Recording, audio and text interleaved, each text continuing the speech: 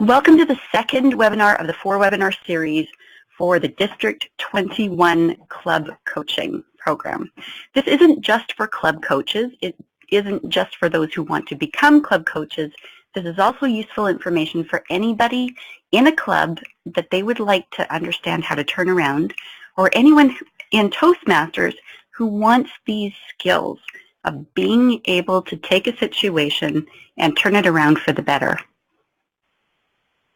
Feel free to interact in that chat area to the left of the screen, and I have all of the lines muted, so you will not actually be able to speak. If we have time later, I may open them up, depending on how much chaos that's going to cause. Last webinar, this webinar we are tackling dealing with conflict, the steps to take when a member is truly a problem, engaging the absent or the uncommitted to help the club thrive, helping the club officers without being a nag or turning them off, and keeping your credibility high with the team so that they continue to value your help. Last week's webinar, we tackled what makes a good coach, how to start, how to get buy-in and keep the buy-in, what to do when people act counterproductively. We touched on that. We're going to go more into that today, and also how to attract guests, and we went over one very cool way to turn guests into members. And I had a huge response to that webinar. I hope that you got what you needed. If you haven't watched the video and you don't have access to the video, please do email me, carol@getthrival.com, and I will send that to you. I had to edit it because the audio had gaps in which they closed, but they didn't catch up the video, so the video got further and further behind. So that was fun. That was a fun experience. I learned a lot. When you are trying to get people on board to turn a club around, you need to look at the environment that they've created. When you create an environment that people want to be part of, you don't have problems keeping them motivated. It's when they start to question whether this is a really great use of their time, a really great use of their money, a really great use of their energy preparing in between meetings, that you start to have challenges. And one of these things that can cause a problem in a club is conflict. There's a lot of different ideas about conflict. Some people fear it, some people thrive on it. When you look at the dictionary definition of conflict, it is a serious disagreement or argument, typically a protracted one, which means that it's ongoing for a long time. A secondary definition is a serious incompatibility between two or more opinions, principles, or interests. Conflict happens every day, and people approach it in 3 different ways automatically. And some people, they take that stance, my way is the right way, and they end up with a win-lose situation. Somebody's going to win, somebody's going to lose.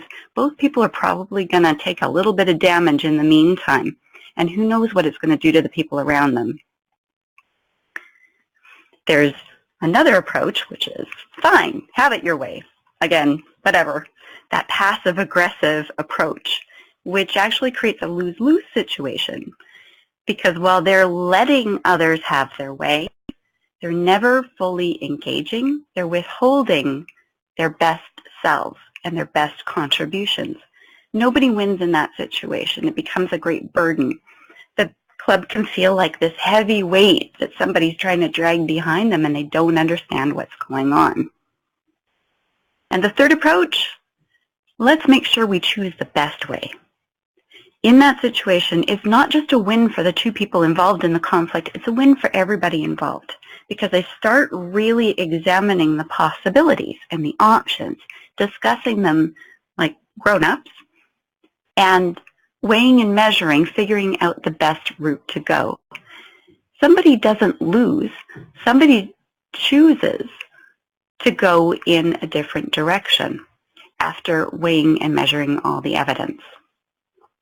So when you bring 2 people together in a conflict, your hope is that they will share ideas, all of these thoughts that are running through their head, they need to get out on paper. That's what brainstorming is for. They need to actually see them, vet through them, right to the end, and look at the vision that they're trying to create. Decide what route is the best route to take to create that vision, and how it's going to involve everybody, how everyone's going to get on board. In a perfect club, this is always happening.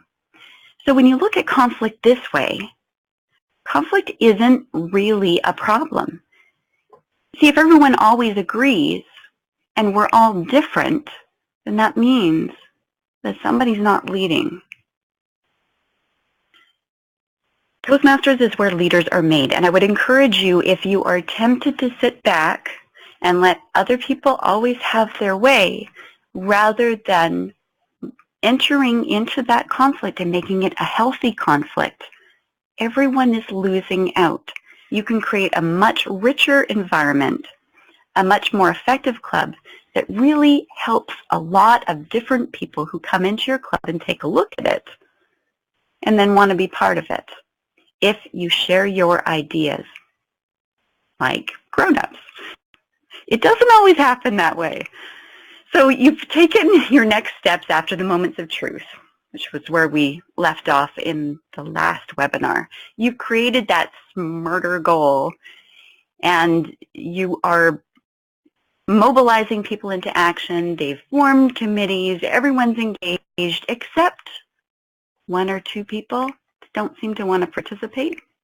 So when you see conflict, don't panic. Breathe, step back, and get curious. What's really going on here? Why aren't they getting involved? Or why are they protesting against the direction that everybody seems to want to go? That elephant in the room that we connected with in the last webinar, that unspoken problem that everybody seems to be ignoring, walking around, stepping around, they don't want to address, they don't know how to deal with it. Sometimes when you are brought in as a club coach, the club may have this unsaid expectation that you're going to figure out what that elephant is, and you're going to take care of it, remove it, do something about it. That's not really a fair situation to put you in. Now, if this is your club and you are very aware of what the elephant in the room is and no one seems to want to tackle it, here are some tips to help you get started on a healthy path to tackling problems in your club. So generally when there is a problem person, it's due to either challenging personalities or an unwillingness to change or some unresolved past issues. This is preventing an individual or several individuals from keeping a positive focus, from going ahead and diving in to get those skills that are going to make them a more effective leader and a more effective speaker, a more effective human being overall. It's preventing them from acting like a team player. Rather than pass judgment, there's a different approach. So there's three ways that people generally deal with problems. There's the artificial way, where it's kind of like denial. They pretend that there isn't really a problem. They kind of skirt over the issue and just carry on hoping the problem just goes away. Or they say, well, you know what, this is beyond my pay grade. There's nothing that can be done. There's nothing anyone can do about this. And they just resign themselves to the fact that there will always be this problem. Or they do something like that Jedi mind trick, where they try and convince everybody in the club that, oh, we don't really want these big lofty goals. Oh, we really don't want to follow the DCP program. Oh, we really don't want to boost our club membership to 20 members or more. That this isn't really what our club is about. What they don't realize is what they're doing to keep themselves safe and to take away some of that hurt that they're feeling is actually creating an environment which guests come into and go, what the heck? They see the elephant in the room plain as day, And as quickly as you might get them on board, they will leave the next dues period out the back door. Then there's the superficial way, where that whole saying, fake it till you make it. I'm sorry. For those of you who really live by that saying, I know you probably twist it in a very positive way, but it has a lot of negative implications. When you fake it, when you say that, oh, our club is great, our club is fantastic, and you completely ignore the problem, they say ignorance is bliss, but it actually isn't, because no one else is ignorant. You may be able to pretend that the problem does not exist, but everyone else, it's driving them crazy. So you're not solving the problem. You're maybe hoping that the problem solves itself and you won't have to get dirty and get involved, and you won't have to go through all that conflict and figure out how all the conflict works. But in the meantime, guests come in, they see that elephant in the room, they look at you, and you're oblivious to it, and they think, wow, I don't really want to be part of an organization like this.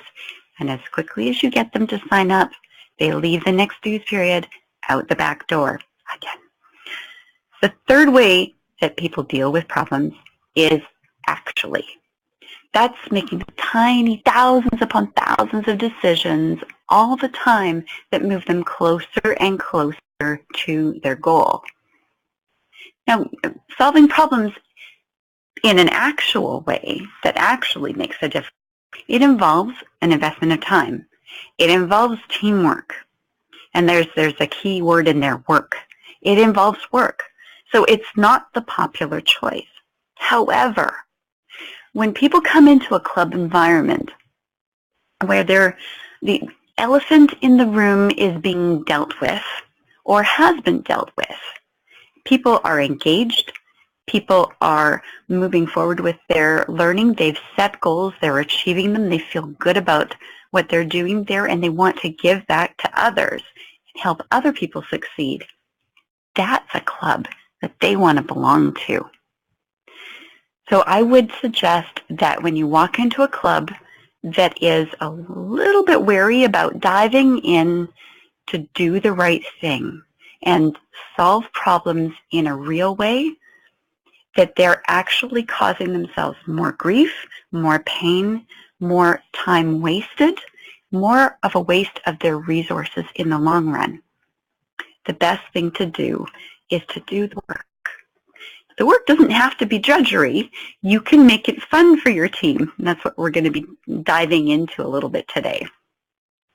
The goal is to create an environment in which people can choose to motivate themselves. You can't motivate all these people yourself, but when they see that there is freedom in this place to do their best work, you will be amazed at what they step up to the plate and do.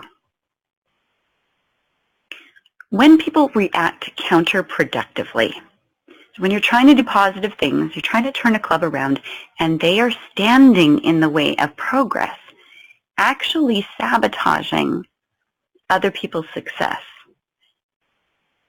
it's really tempting to jump to conclusions. That is human nature. I mean, we need to make decisions fast. So our brain has seen this all before, and this is the situation that it caused, and these were the feelings that it created in us, and there's all this angst and negativity, and well, we don't want that. So we immediately associate what we're seeing with an ugly situation we were placed in, and we go, no, don't want any of that. We decide that this person is not a good person. We judge them, we box them, we label them, and we close the drawer. I'm going to suggest a different way. As a club coach, you can't afford to do this. Somebody may honestly be the problem. We're going to tackle that in a moment. But for now, you have to assume that there's something else going on. So rather than get hooked on a situation, which is what's going on in your brain and causing you to immediately react, you need to take a different approach. look to build a bridge in your club, whether it's your club that you're trying to patch up or a club that you've been asked to help out. There's 9 steps to building this bridge that are very easy to follow, that make a lot of sense once you see them. First of all, you start with yourself. You're going to be trying to deal with the conflict. You're going to be trying to work through the problem situation to create the best results. You need to make sure that you aren't being hooked. So that's checking your beliefs. And that's beliefs about yourself, beliefs about other people, and beliefs about the world around you. If you have any biases, they're not going to serve you. So check your biases. It's almost like throwing everything that you would normally jump to a conclusion on, taking it, throwing it in the closet, and shutting the door behind you. You need to suspend everything, all the tools that you would normally use to keep yourself safe. Because this situation is not about you. It's about everyone in the club. And therefore, you need to stretch yourself past that fight, flight, or freeze mode, and you need to be your better self. So you're going to be grounded. You're going to be right in the here and now. You're going to be centered. You're not easily going to be pushed over or swayed. You're not going to be hooked. You're not going to be pulled off center in any way. You are going to be right here and now. You are going to be solid, almost stoic, and gracious, kind. You're going to be an excellent listener. The great thing about all this is you're taking these skills that you've covertly learned in Toastmasters through your competent leadership program, through mentoring others, through all of your experiences in Toastmasters, and you're putting them into action in a very real way that's going to make very real results that are going to affect a lot of people. So the second step, keep your intentions clear and focused. So know why you're starting this. What is it the club wants to achieve? What's the ultimate goal? What have they decided that they want to create? And make sure it's about them and it's not about you. Well, I've seen situations where people felt that they were in the right by addressing a problem situation. However, they were hooked. And the reason that they were hooked and not reacting well, coming from a place where they weren't really thinking things through and actually creating worse results, was because they didn't have everyone's best interests at heart. They had taken on a personal vendetta against one person. Be very, very careful that you are looking out for everyone's interests, not just yours. Know the rules. I had a situation where I had to address somebody who was causing problems, and unfortunately, this person wasn't mere conflict. This person was actually a real problem person. The funny thing is, real problem people know all the rules. They know all the rules because they want to make sure they skirt right along the edge of them and they don't get caught. So he actually sent me by email a link to the harassment policy in Toastmasters International, which I was very well versed in, and I was really curious. I don't understand. Why would he send me that? What's he trying to say? There was a real disconnect. I didn't really understand where he was coming from. But there are those people who are piranhas. They are out to do harm to others. You can guarantee that those people know all the rules inside and out. So in order to save others from a harassment situation, from a difficult situation where people start leaving the club and having a bad idea of what Toastmasters is all about, you need to get up on the Toastmasters rules. Protocol 3.0, Ethics and Conduct. I would write this address down at toastmasters.org. Go into the policy protocol. If you just go into that little search engine in the Toastmasters International website and put in policy protocol, and then start on page 143. It's from there forward that you will find all the juicy information of the proper procedures to go through when you identify that there is a problem individual in a club. You need to follow those rules to the letter. I come from an HR background, and I know what can go wrong when the proper policies and procedures are not followed, even if you have the greatest intentions and you believe that you're doing the right thing for the right reasons. Know your policies and protocol. It's there to protect you, and actually, if everybody knew this inside and out and followed this in difficult situations, we would have much better workplaces. We would have much better home lives. We'd have a much better environment altogether. They are really best practices that Toastmasters International gives us free access to just for being a member. Get familiar with those. They will save your bacon when you are trying to do good by other people.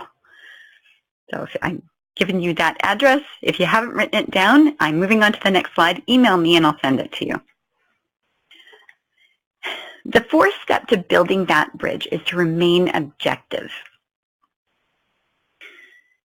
This human being that is in the club that is causing problems likely didn't set out to be a problem causer. That probably wasn't their purpose in joining the club. So you need to remain objective and say it's not that they're a bad person, it's just that what they're doing is bad behavior. So much like when we're raising kids, we punish the behavior, not the person. Well, in a situation where you really need to address behavior that's hurting other people, it is causing harm to a club and harm to the individuals within that club, it must be addressed. But address the behavior, not the person. So when you objectify the behavior and you keep treating that person like a human being with respect and with all of the honor that you would appreciate being treated with, you will get the best results. In the Army, they say, treat somebody the way that you expect them to behave, and they'll surprise you. So it's the same thing in all areas of your life. Treat people the way that you want them to behave, and they will not want to let you down. They will want to uphold that fine image you have of them. Seek to understand first.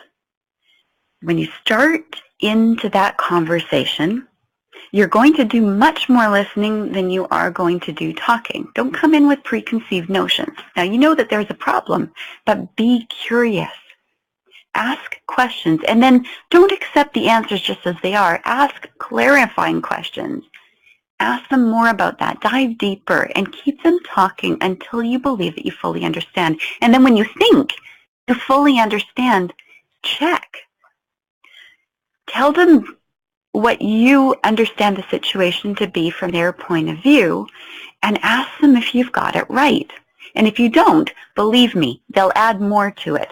And then you clarify again. Have I got this right? Do that until you get the yes. That's what you're going for. When they believe that they have been heard and they have been understood, 9 times out of 10, any problem behavior will disappear because they think that you really do understand them. Now that you understand them, they're willing to listen to what you have to say. And they're willing to step up and be that greater version of themselves. They will be more gracious and more kind and more understanding, and they will want to listen to other people. It's amazing what that simple process does. So 9 times out of 10, you're home free at that point. But if you're not, you still need to address the problem behavior. And we learned something in Toastmasters called the sandwich technique for feedback. You are going to use the sandwich technique, but I call it the 4-to-1 rule. It's what I normally teach in the corporate world, where you come up with 4 things that you appreciate, specific things that you appreciate about this human being, their contributions, the things that you see And if you can't come up with 4 real, actual, specific things that you do appreciate, you have no business speaking to them about the issue at hand right now. You're not the right person. So you need to go back to your cohorts, your colleagues, and say, what do you like about this person? What do they bring to the table? Gather their thoughts of what this person contributes, and then you are ready to have this conversation. So 4 good things that you appreciate about this human being.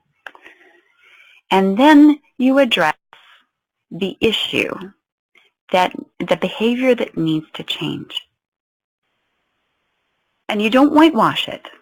You need to be assertive. You're not aggressive, you're assertive. So you're truthful, you are honest in that situation, but you are kind. Honest and kind at the same time. If I'm running around with green stuff in the middle of my teeth, I don't want people to say I look beautiful. Because at some point I'm going to look at the mirror and I'm not going to trust anything that they ever tell me ever again. I'm going to be really upset. Actually, I'll have a little cry. So yeah, if you ever see anything green in the front of my teeth, it's a little green catcher, tell me. But yes, that 4-to-1 rule where you do 4 good things that you really truly appreciate about them. Then you address the behavior that must change. You are confronting. You are being assertive, not aggressive. And then you challenge them. So 4 good things, the behavior that needs to change, and how we finish off that sandwich is we invite them, we challenge them based on what we know they are capable of achieving, what we see in them. We're challenging them to step up, to use their greater selves in a situation, to create a better club for everybody involved. And hopefully, at that point, they've got a lot to think about, and they start to make the changes within themselves. They start to see things in a different way. And in those situations where they would normally cause problems, they make different choices. Now, if they don't, we go back to that information on Toastmasters International website under Policies and Protocol, Section 3. Read that thoroughly, understand it, and know what next steps you need to take to protect the members of your club, protect that club charter. It's really when you choose to create a Toastmasters club, you are taking out a franchise of Toastmasters. They have certain expectations of how you are going to operate. And if you choose to operate in a different way and let your club slide into something that other people will walk into and decide that Toastmasters isn't for them because of, then you are not fulfilling your agreement of taking out that Toastmasters franchise.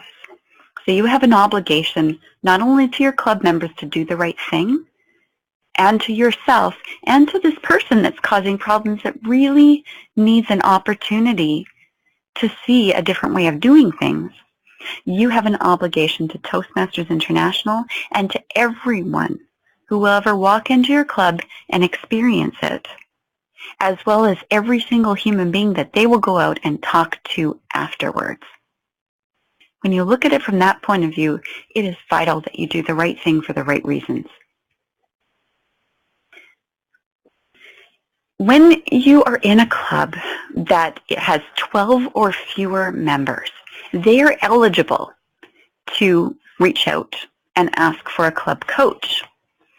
There's a certain procedure that they need to follow, but first of all, they might not even be aware that they really can reach out, or they might not want to tap into other people's resources. They may not want to be a problem to our district. And I need to emphasize this. They are not a problem. The problem is the experience that people have in a club that doesn't know what to do, that has a problem that they can't figure out on their own and needs a helping hand. There's one of me. There's a number of people out there that could be a club coach, and they can work with teams one-on-one. They could do a lot of good and do some simple things to get that club back on track. So it's a thriving, growing, learning environment that everybody's happy to be part of. That's what we want. So encourage them to look this up on Toastmasters.org. Look up Club Coach. And there they will see the Club Coach program. They can download those resources, print them off, or they can order the physical copies. But really, just download them. That middle item, it is how to build, how to build a Toastmasters club, or how to rebuild a Toastmasters club, I think is what it says. Sorry, it's so small. Anyway, that is a tremendous resource for them to go through, and they will start going through those first steps of, okay, well, where are we now? Where do we want to be? And this is what's available to us. At that point, when they decide, yeah, we've got 12 or fewer members, we're eligible for a club coach, and yeah, we'd like one, they need to have a vote. It's not decided by the executive, it's not decided by the president, it's divided by the entire team, or decided by the entire team. They have a vote, then they notify me that they want a club coach. Now, if they already have somebody in mind, because you've kind of come alongside them and said, look, I've been taking these webinars that Carol's been putting on, our Lieutenant Governor of Marketing, and I've got some great material that might be helpful to your team if you ever decide that you would like to bring on a club coach. Think of me, and if you'd like me to be your club coach, just let Carol know, and she will make it happen. So they send me an email, they let me know that they want you as their club coach, and I put all that information in that little, fine little form that you see there. Or I send it to you and you fill it out. This is a resource that I would like you to download now, because you can use this right now in the club that you're currently in. It's an excellent way to do your own little moments of truth on your own time about your experience in your club, but it is great to do as a team. If you haven't had time to do moments of truth, get together with your executive and answer these really tough questions. You will find it on the Toastmasters.org site at Club Coach Guide, or sorry, / Club Coach Guide. And notice the first 3 questions on there.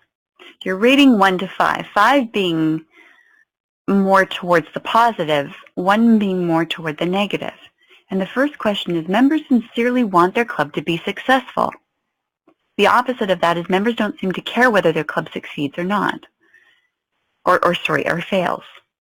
And it's got a corrective action right there. Convince members they will gain meaningful benefits from membership in a successful Toastmasters club. So the first 3 questions, members are willing to work together to solve club's problems. Members are enthusiastic about Toastmasters and their club. Those are vital to a club's success. And then, as you're going through these, don't search for fault. Look for truth. Be completely honest. So don't start pointing fingers at what the problem is. You can tackle that later. But right now, look at your club as a whole. So further down that list, you'll see some more questions that are specifically to do with problem members. So members are supportive of one another and take pride in each other's accomplishments, or are members primarily concerned with their own self-development? There are clubs I have gone into where everyone is concerned of their own self-development, and there's corrective actions there. So club officers perform their tasks diligently, or do they frequently fail to fulfill their responsibilities? Club officers thoroughly understand their roles and responsibilities, or do they not understand what they are expected to accomplish? And that 4th one, officers use the Distinguished Club Program and Club Success Plan as a tool for planning and goal setting. Now, I know people will roll their eyes at this. It's dry material, and I'm not going to apologize for it. It is dry, but you can make it fun. That comes from you, not the piece of paper.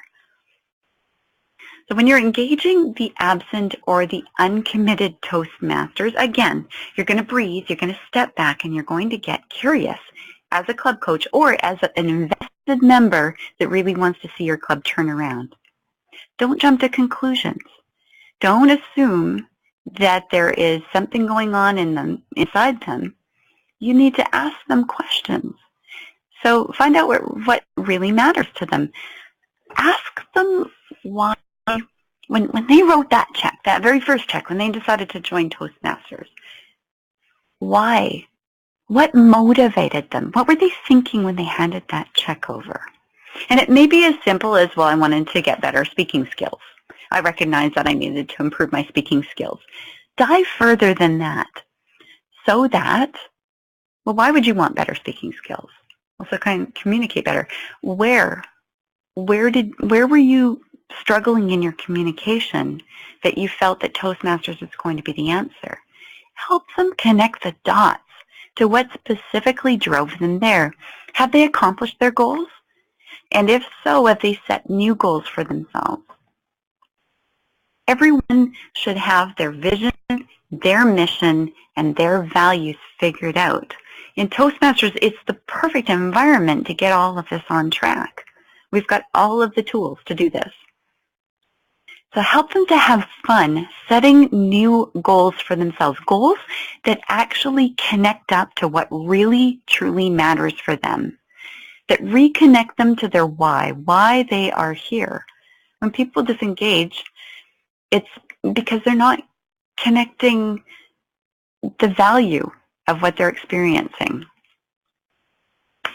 So they're going to do their own SWOT analysis. They're figure out their strengths, their weaknesses, their opportunities, and their threats to achieving their own goals. Now they're getting kind of excited about this. Now, this is where the rubber hits the road here, where they can actually get traction. They will be setting goals that work. They will be setting SMART goals, specific, measurable, attainable, relevant, and time-bound. The key is to start with why. Get them really connected back to why they're here, and if they've achieved results, get them to move beyond. Why are they staying? Why are they still here? Figure out new goals and then chunk down the how they're going to achieve their new results. Then define that goal using that SMART acronym. When they make their goal very time-bound, they will get engaged and they will start participating more actively in the Toastmasters program. The more active they are in participating, the more value everyone's going to get out of their presence there. They will inspire and motivate others. So this is the key that's happening with a lot of people. They've got all these competing issues going on in their life, their kids, their work, their favorite TV programs, all of the other things that they could be doing, their squash tournaments, whatever it is. They are constantly questioning, is my experience here worth my commitment? They could have one bad meeting and then start to question their involvement in the club. It's really important to make sure that you create quality meetings all the time. So how do you create quality meetings? Well, you follow the Distinguished Club Plan. So please don't roll your eyes yet. I'm going to quickly go over this. You know it. I'm sure you know it. But here's a different way to explain it to the unconverted. It's kind of like having a three-legged stool. If you just have two legs of it, it's going to fall over. So it's not enough to have a quality program, although quality program is absolutely vital. In fact, it's worth 6 points on our DCP program. You've got a point for 2 CCs, that's your competent communicator manuals, 2 more. And as people are going through their competent communicator manuals, that's giving other people the chance to get through their evaluation. That's other people introducing them as a Toastmaster. That is other people timing them and doing grammarian reports, listening, improving their listening skills while trying to hear their filler words and what creative language they're using. All of that builds the club into a quality program. One advanced communicator, that ensures that you've got people that are going beyond their first 10 speeches and keep moving themselves forward in the program. Getting your CC is like graduating from elementary school. Your advanced communicator bronze is like graduating from junior high. Your advanced communicator silver is like graduating from high school. And your advanced communicator gold, that's like getting your graduate degree, your undergraduate degree. There's still more that you can learn beyond that. It's only the start. Getting your distinguished Toastmaster is only the start. And it's what you do with that that makes the difference. It's like an MBA. It's what you do with it that makes the difference. So you've got a quality program. You've got quality people. So you're constantly attracting the kind of people that you want to learn with. 4 new members, you get a point. 4 more new members, you get another point. So if you're bringing in 8 members during the Toastmasters year, chances are some people are going to leave because their life changes, their commitments change. All of a sudden, they've got greater taxes on their time. So don't worry about that.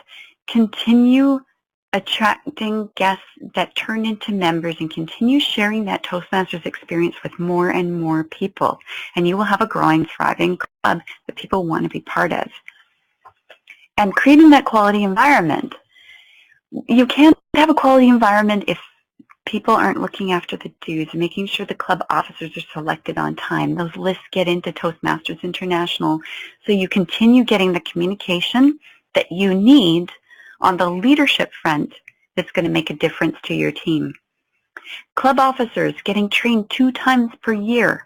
All 7 should be trained, although you get the point for just 4. And the reason they want to go to both training sessions is they're different. It's not the same stuff that they learn mid-year. Some people only take a 6-month period as a club officer, and they miss out because they're only getting half of the picture. They're just getting their wheels under them, and then the job goes to somebody else. So hopefully you have a club that elects people for an entire year, and you encourage them to go and get self-equipped those 2 times. Take advantage of that opportunity that's open to them. Get new ideas. Connect with new people. They'll gain friends. They'll gain connections that will be a huge asset to them. All of this is going to make the club a richer experience for everyone.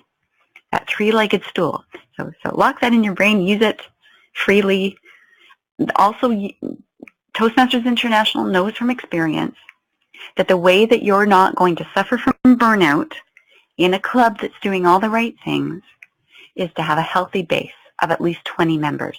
On any given meeting date, you might have 5 people that suddenly can't show up for whatever reason. They're sick, their kids are sick, things come up with work, traffic, all kinds of reasons that are all legitimate. Have a healthy base of at least 20 members and you won't be scrambling, and you won't feel that the club, running of the club is such a drain on your time and your energy. When you've got lower members, it can become a challenge. Week in and week out, you never get a break. You always have to take up multiple roles. It's exhausting, especially if you have new members to mentor. Rick Furbus said, the less serious you take the game, the more likely you'll win the game. So ask yourself, how can I make the DCP program fun for my members? How can I engage them? We all like to have fun. So figure out what's fun for the people who are in your particular team and engage them. Encourage them to come up with ways to make it fun. You don't have to come up with it. So it's working as a team to create that fun environment that's going to keep you going. I have lots of incentives that are now on the d21toastmasters.org site. Go visit them, visit the site, click on those incentives, see what they're all about, and get your club to pick 1 or 2 that they're going to take action on right now, and others that they maybe want to look at in the future that they want to keep on their radar. Find a way to make this Toastmasters year the best year that they've ever had. Help your club officers succeed, and they will continue to value your presence. You are there as a leader to remove obstacles and find resources so other people can do their best work. Leaning on your club officers because they haven't lived up to their duties, well, we've got to recognize that we're all volunteers, and time is a precious, non-renewable resource. The more helpful you can be rather than breathing down their neck, the more they're going to want to step up and try things that they don't necessarily believe they can do.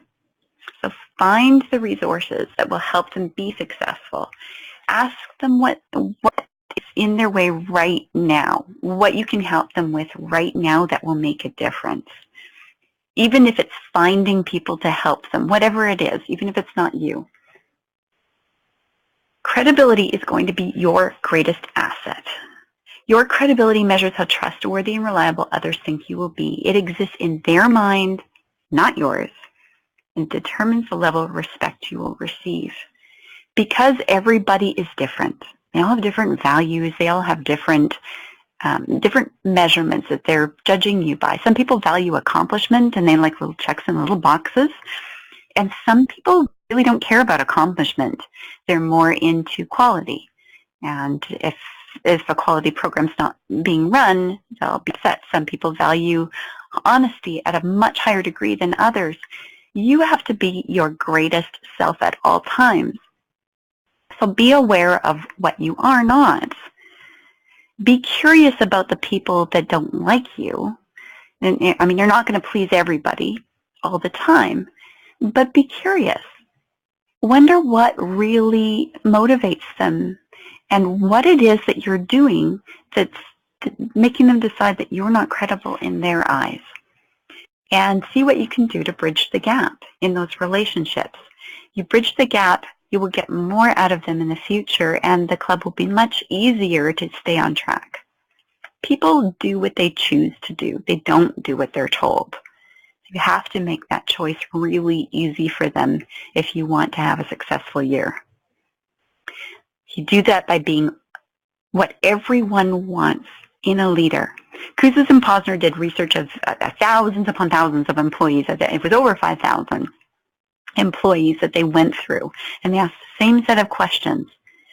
They kept getting the same results over and over again. These 4 items came up of what people wanted in a leader.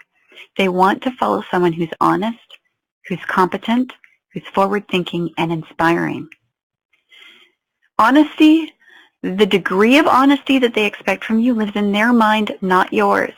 You don't have the privilege to give little white lies, whitewash feedback, or not be your greatest version of yourself. You always have to hold yourself to a higher expectation as a leader. Competent, that's always increasing your skills and pulling in whatever resources you can to be everything that other people might expect you to be. Forward-thinking, that is thinking way ahead of everybody else and removing the obstacles that they might hit so that they don't even know that those obstacles exist and they're able to go ahead full steam. And inspiring. What's truly inspiring to you? Who would you follow? Try to be that version of yourself at all times, as a club coach or as a member of your team who really truly wants to make a difference. It's not position that makes you a leader. It's people following you that makes you a leader. And if no one's following you, you're not leading. You're just out taking a walk. So our agenda for tonight was dealing with conflict. And the answer is don't panic. Be curious. Conflict isn't the problem. In fact, healthy conflict is a good thing. If you have no conflict, then somebody's not leading. The steps to take when a member is truly the problem, we went over those 9 steps. You can review them when I send you the recording. Engaging the absent or the uncommitted to help the club thrive. Connect them back to their why. Get them to set personal goals and create that quality club experience together. Helping the club officers without being a nag or turning them off. Keep it fun. Remove obstacles. Find resources. And last of all, keeping your credibility high with the team so they continue to value your help be the leader they want to follow. And I have been watching the little chat area, and it hasn't been very lively. So, do you have any questions? Thanks, Faye. I like the analogy, protecting the club charter. Yes, protecting the club charter, taking out a Toastmasters franchise agreement. If everybody thought of their club that way, I think that we would eliminate a lot of problems. Great takeaways. Thank you. Thank you very much, Faye. I appreciate that. Does anybody have any questions that they want answered before we end the call? We've gone 5 minutes over time, and I want to honor your time. Carol, you said, what would be your reaction to a member taking their anger out on, yeah, 9 steps 3 weeks ago. Yeah, Sheila, I'll connect with you on that. When somebody takes their anger out on another person, like I said, you've got to breathe, step back, and be curious. You need to diffuse the situation, and there's a way to during their talk at the lectern. Oh, yeah, that is a problem person, and they need to know that that behavior was wrong and that they're never to do it again.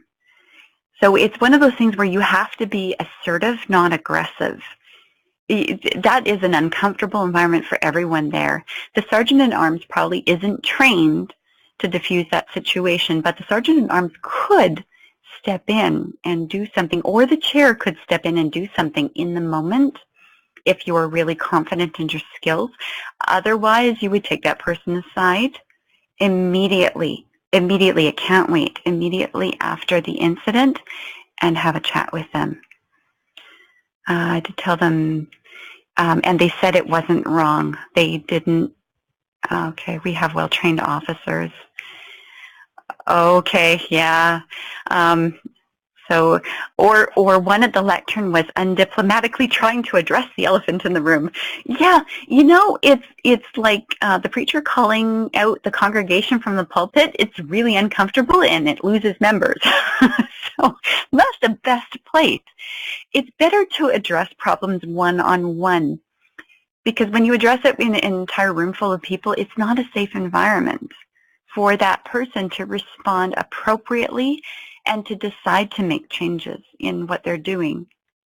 If somebody has anger management problems, you do need to address that with them. Now, a lot of people come to Toastmasters and they have challenges, and they see Toastmasters as a place for them to almost I won't say self-medicate. What is it? It's a self-help program that they start using it for. It's a chance for them to articulate what's really going on in their brain, and a lot of what they would get from a coach or a counselor or even a specialist is somebody who gets them talking. So they get talking in the club, but there's no one professionally trained to help guide them away from the negative and help guide them towards healthy thinking. So it's not the right environment for them to get the help that they need. They need more help than you can offer in the club. What you can do is you can tell them what's not appropriate.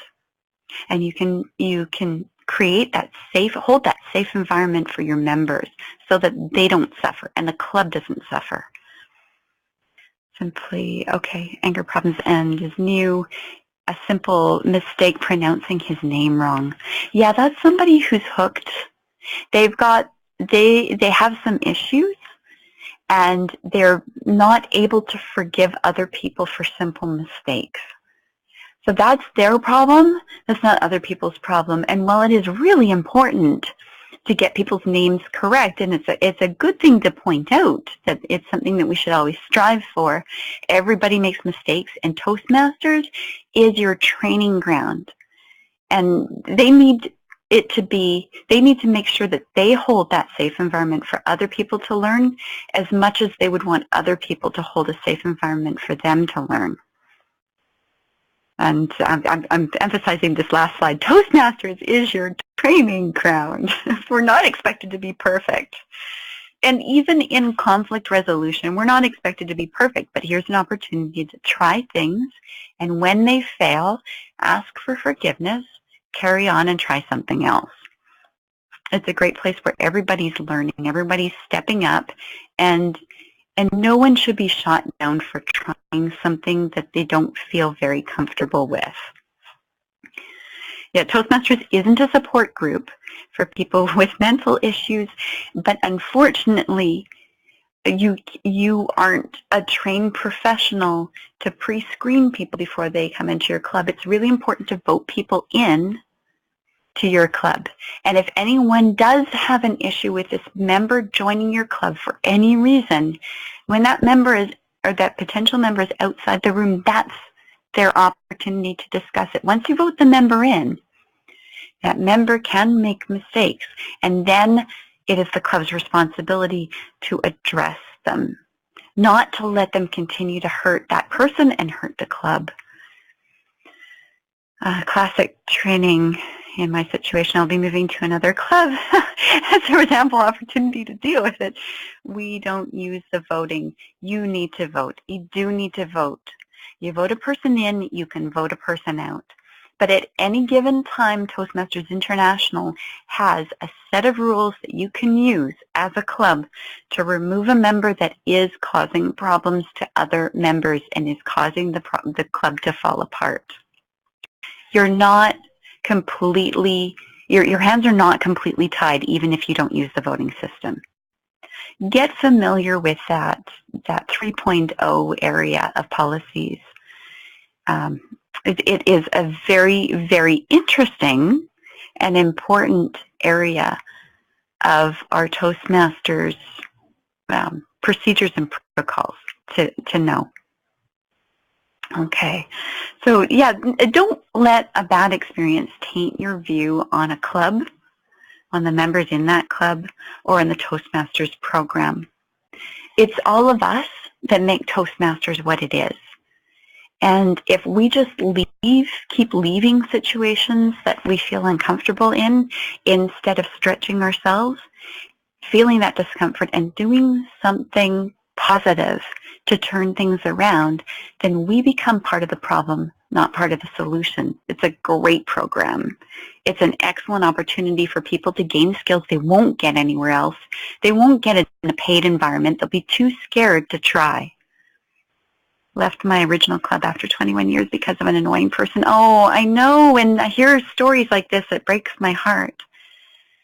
Sometimes it's like hitting your head against a brick wall. Yes, it is. Yes, I understand completely. We are not alone. It's not like this just in BC. It's like this all over the world because people are people are people. Wherever you go, human beings will show up in all their glory with all their positives and all their negatives, and we're all different. If we could plug each other into each other's brains, we would still have conflict because we wouldn't understand each other's thoughts, even if we could see them plain as day. That's what makes the world an interesting place. And when you bring different views together in the same room and put them together thinking about achieving the same goal from their own different perspectives, giving their own particular contributions from where they are with what they have, stretching themselves and learning in the process. It's amazing what can happen. That is the beauty of your club environment. That's what you want to create. So hopefully I've answered most of the questions tonight. I will go back over those questions that were submitted to everybody who registered. And if there's some real challenges that you're having that you want to discuss with me, it's completely confidential. Carol@getthrival.com. Just email me, let me know, or talk to your area governor if you feel that they are the right person that could probably find the right resources for you in this situation. They'll work more closely with you because they'll come into the club and visit and actually see that environment. Okay, thanks, Sheila. Thank you so much for those of you that took the time to be on the call. Thank you for making that time to be here live. Thanks, Roberta. Lisa, share the 9 steps on the Facebook. Oh, that's a good thought. I didn't think of that. Okay, yeah, I'll try and work on that. And in the meantime, I will get you the recording. So do share the recording with everyone you think it would be a valuable asset to. And if you didn't get recording number 1, let me know. I'm trying to keep up with all the emails. I'm kind of being inundated with all the area governor reports right now because we're at the end of November. Okay, include the 9 steps at the TLIs. Oh, that's a good idea. Well, I won't get a chance to talk at this TLI, but maybe at the next one. And share with other officers to remind them. Yes, yes, share this information. The healthier we get these clubs that are struggling with these issues, the stronger we make everybody in our community. It's going to make, they're going to go into stronger companies, they're going to create stronger families, they're going to create stronger situations altogether, and Toastmasters will change the world from the inside out. Don't you feel good? Anyway, thank you so much for being on the call. I'm going to end the recording now, and I will send it out as soon as I make sure that the video and audio coincide. So I will end the meeting.